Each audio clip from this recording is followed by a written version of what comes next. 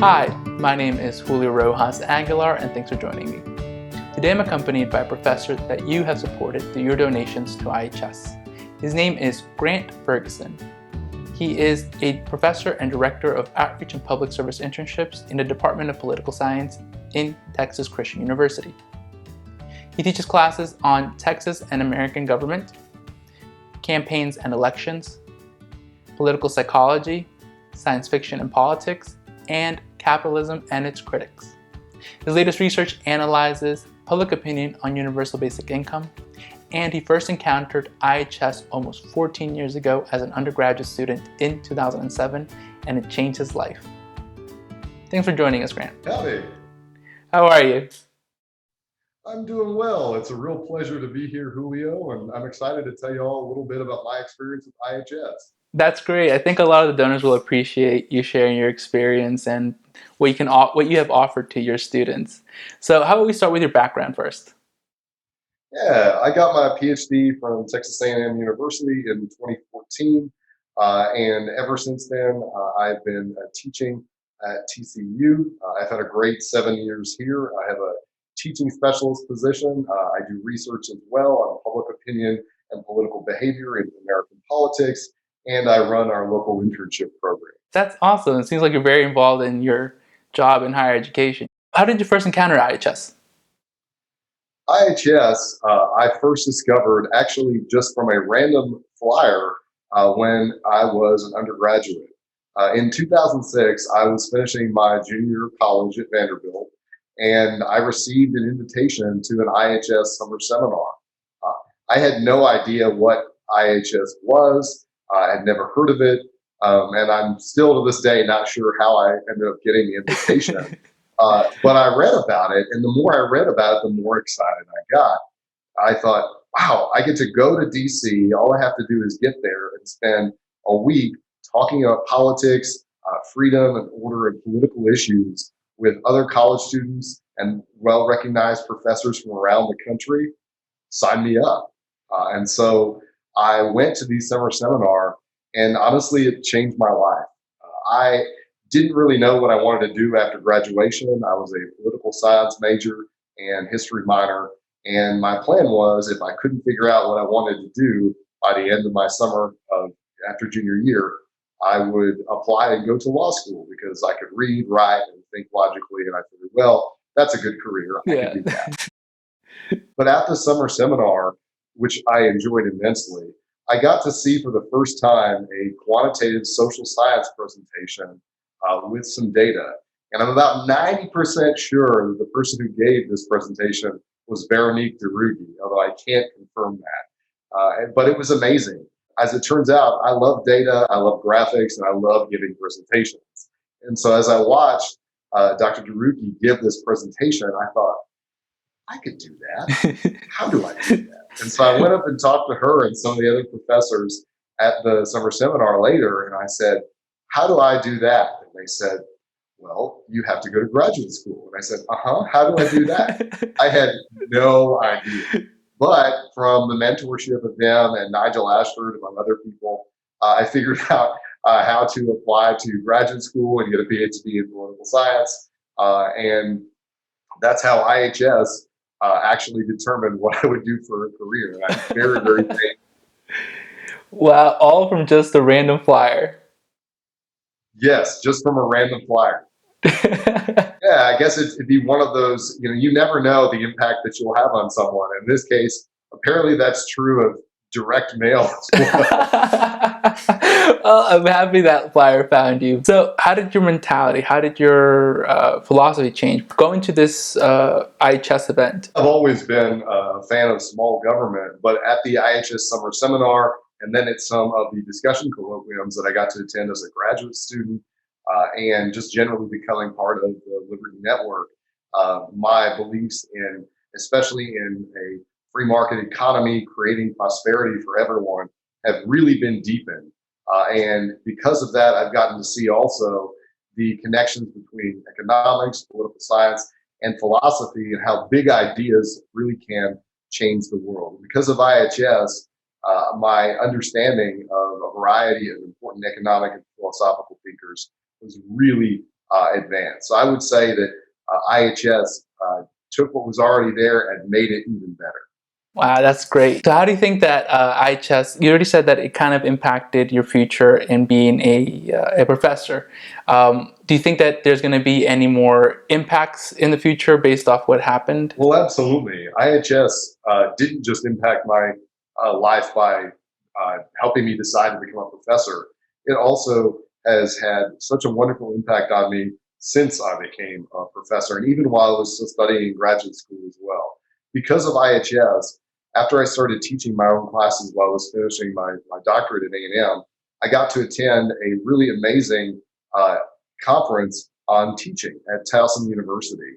And at that conference, I learned a whole variety of teaching techniques that help promote student dialogue and understanding and getting students engaged with big ideas. One of them that I still use is the idea of a think, pair, share in the classroom, where you pose a question to the students, give them a minute or two to think about it, then put them in groups to talk about it for maybe 2 minutes, 3 minutes, and then have them share their thoughts with the class. It's a great way of breaking up a presentation and getting students to really think about what they're learning and share those ideas with each other in a smaller group, where it can be a lot easier for them, especially, to share ideas rather than just immediately speaking in front of their classmates, which I think sometimes in today's political environment can be very difficult. Mm. And so I learned that at that IHS teaching conference at Towson University when I applied for the teaching specialist position that I now hold.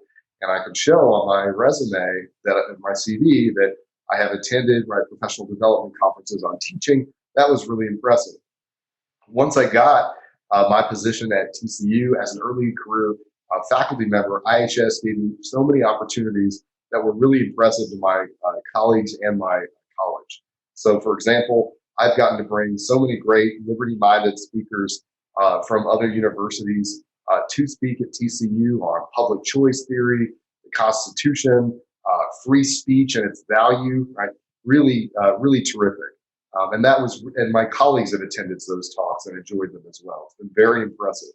I also got to do a little over a year and a half ago. I got to do a really, really neat discussion colloquium at TCU that I got to be the moderator for, and have my undergraduate students have the kind of IHS sort of intellectual roundtable experience on federalism and anti-federalism and their relevance for contemporary policy debates at TCU. And it was incredible.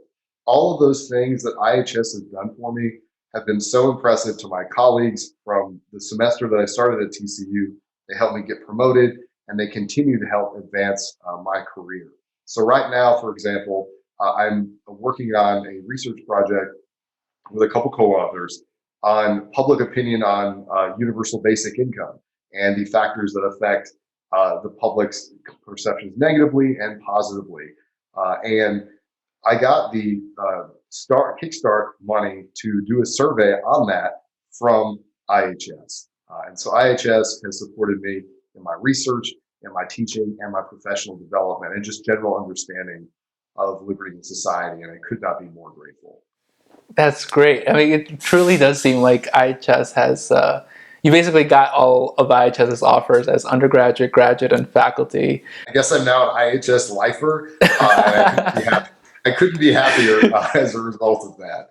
I've really, in all seriousness, I'm very grateful for all the different opportunities that IHS has given me, and the wonderful people at IHS and who are affiliated with IHS that I've gotten to know because of that. The next question that I had is, what idea or set of ideas do you think IHS helped shape in your mind, or do you think it's important for others to learn or know about? Absolutely. The two that I would point to would be the free exchange of goods and services and the free exchange of ideas, and how beneficial they are for society. First off, the free exchange of goods and services is how we create prosperity. As I tell my students in my Capitalism and Its Critics class, if I freely trade you an apple for $1 and you freely give me $1 for that apple, we have both become better off. Wealth has been created, prosperity has been created, because I value that dollar more than the apple and you value that apple more than that dollar. Right? Both of us just created wealth and created more value for each other. just freely. No one forced us. We didn't have to do it. We chose to do it. And that's how wealth is created in society, through voluntary transactions. That is the way to create prosperity in society. And anything that impedes that, often a government, is generally impeding that prosperity. A free society with a free exchange of goods and services in a market where property rights and individual dignity are protected is the way that everyone can pursue their dreams and make everybody better off in the process. The free exchange of ideas is really important. An idea that is not subject to scrutiny and not subject to doubt and challenge is not an idea that's really understood. And even bad ideas, right? One of the IHS speakers I brought a few years ago talked to my students about people who believe in a flat earth, right? In the process of understanding why that is an incorrect idea, you actually have to think about, well, how do I know that's an incorrect idea? And in the process of refuting that argument, you understand your own position, right, much better.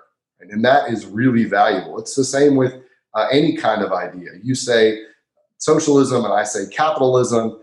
The way that we understand each other and our own ideas, our own positions, even if we never agree, we understand our own positions better because of a free and open dialogue, and we create respect for each other through that. Yeah, that's really important. I think that you really hit the nail on the head, because I think a lot of people take the system we have for granted. And then you said something interesting that I think a lot of our donors would like to hear more about: your Capitalism and Its Critics class. Can you tell us more about that? Yeah, so a colleague of mine and I had kind of tested an idea of a capitalism and socialism class as an advanced reading group a couple years ago, with readings from all over kind of the political spectrum. And this past fall, we actually got to do it. And it was a blast. It was, he's a political theorist, and I'm kind of a data oriented American politics expert. He's kind of, he took often or explained more of the socialist readings. I took kind of the capitalist readings. And we had a wonderful time. We were already friends. We presented very different points of view and discussed them with a big class of actually about 50 students. We had debates, we had discussion threads, an active chat group, and we had readings from all over the spectrum, everything from Thomas Sowell to Milton Friedman, Adam Smith, Karl Marx, Brian Leitner, and a bunch of kind of more well-known socialist authors. And it was really wonderful. The students learned to kind of think about and critique ideas and understand the ideas that they held themselves and that other people hold in a much more in-depth manner, and to do so in a respectful dialogue. We all learn from each other, and I don't know how many people's minds were changed, but I can certainly tell you that there was a lot of respect generated and greater understanding. And it was really, honestly, a heck of a lot of fun. My colleague and I hope to do this again soon. It was one of the coolest classes I have ever gotten to do. If you would have told me 10 years ago that I would have an opportunity to teach Thomas Sowell in the classroom alongside Karl Marx, I'm not sure I would have believed you, but I got to do it. So, I mean, I think there's a lot of things you just said in there that are, I think a lot of people would have a hard time believing that, one, in a college campus, you can have a discussion like this about capitalism and socialism without having a shouting match. From the sounds of it, it seems like all your students were civil with each other. So they all had their own opinions, but were able to communicate with each other in a civil manner. And the other thing that I think was a lot of our donors find interesting, including me, is the fact that it sounds like it was a successful class online. Which I think a lot of people kind of have the opposite opinion. If it's an online class, it's subpar, it's not the same as in person, but it seems like whatever you did was the right formula to engage your students in an online format. Yeah, well, we worked really hard to prepare for the class, and we used basically every different tool that we were comfortable using to keep people engaged. So, for example, we used the breakout rooms on Zoom a lot. And we also used kind of online discussion threads. So the students would be writing posts about that day's reading before they came to class that day and responding before the next class day. And we also had a very active chat during the Zoom lectures. So the way that my colleague and I ran the class is he would take one day and I would take the next. And while he was lecturing, I would be focused on kind of responding to the chat or maybe raising any points that I thought he forgot to mention, or something that might maybe challenge one of the ideas that we could discuss. And he did the same with me. And although I think it's possible it would have been even better in person, you can probably tell I'm a very expressive person, and I like to move. We really generated a lot of energy and discussion with the students online, and so you definitely can do that. It took some preparation, but after teaching online like that for a year almost, we're both pretty comfortable doing it, and you can have a productive, fun discussion of big ideas like freedom of choice online. How open do you think students are to exploring new ideas, just on your campus or based off your classes? That's a great question. While it's certainly true that the ideas of free speech and open dialogue being, as a matter of practice in society and in university, may not be as kind of thought of as positively as they once were, students are very open to a lot of different ideas, especially if they're presented in kind of these are some contrasting views kind of format. Right? If you want to present an idea like something from capitalism, present it alongside something from socialism, and encourage the students to think about both and ask questions about both. And honestly, I think some students who may initially describe themselves as maybe not open to some of the ideas of liberty, they've never actually heard those ideas. And so when they actually hear about them in kind of a free, respectful context, some of them actually start to think a little bit about them. They really do. Because, I mean, you can think about this in the same way. If you were told an idea is bad, but have never actually had a chance to consider it, if someone you respect presents it to you and encourages you to think about it, you might give it a shot. Mm-hmm. You might give it a shot. And so I think that there's a lot of positive news from teaching, just my own observations of what kinds of ideas that students might be open to in general, and just ideas of free speech and open dialogue in general. That's really good, and I agree with that part. I read somewhere in a book that if somebody knows what type of wine you drink, they're more likely to listen to your ideas. I could not agree more. If you want somebody to listen to your ideas, get to know them as a person first. Build a relationship with them. We tried in our class to build some relationships among students in the way that we could online, so that because when people know something about each other, oh, we drink the same kind of wine, oh, we're both big Dallas Cowboys fans, right? They are much more likely to listen to each other and hear each other out. If they don't know each other, if they're anonymous and can't see each other, it's a lot easier not to take someone's ideas as being in good faith. Yeah, definitely. What's next for you? What do you think is the future holds for you? Great question. In terms of teaching, research, and kind of service, my next kind of big teaching project is to get the syllabus for Capitalism and Its Critics approved for kind of regular instruction at TCU, so my colleague and I can teach it again and make it part of our regular teaching portfolio. We had so much fun, and the way we do it at TCU is you can teach a special topics class once without having to get the syllabus kind of approved. And when I say approved, I don't mean, oh, we don't like this perspective. It's more just, okay, this makes sense as a, this way you've structured the class. Okay. To do that and get that, they make that part of my regular teaching portfolio because I really loved it. How do you think that the IHS network has helped you in building connections across academia? IHS has introduced me to a number of really terrific people. And as a graduate student and then as an early career faculty member, it has been so valuable not only to get to meet and know some really bright people doing some really excellent research and teaching, but also just to see that you are not the only liberty-minded person in academia, which sometimes, and I'm sure that many of my kind of IHS affiliated faculty would agree, sometimes it does feel like that when you see things, on the news about universities and things like that. And that alone is so valuable, and it's so encouraging, right? Some of the faculty that I've met through IHS are chaired professors, and they've done all this terrific research that's really kind of advanced ideas of kind of free markets and free society. And they've had a wonderful career and enjoy the respect of their colleagues, even though their colleagues have very different political views than they do in many cases. And beyond that, it's just, I found that the people that you meet at IHS receptions, the people that IHS has helped bring to my campus as guest lecturers, they're just interesting people. They're the kind of people that help you come up with research ideas, that you love having a long conversation over dinner with. And they're the kind of people that other faculty who are not IHS affiliated also really enjoy meeting because of their really unique perspective.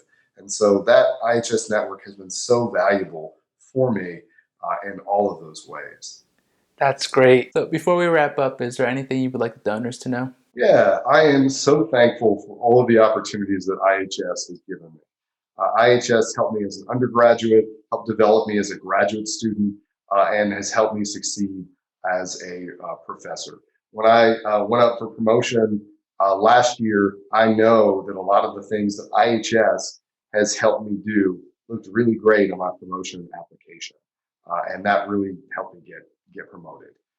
And more than that, IHS has helped me reach a lot of students and become an example for them and build relationships with them so that we really do have a really nice group of students who go out and at least have been exposed to the ideas of liberty, even if they have chosen something else. And so I could not be more thankful for all the support that IHS has given me and the really terrific network of people that it's introduced me to. So thank you so much for all that you've done for me and for my students.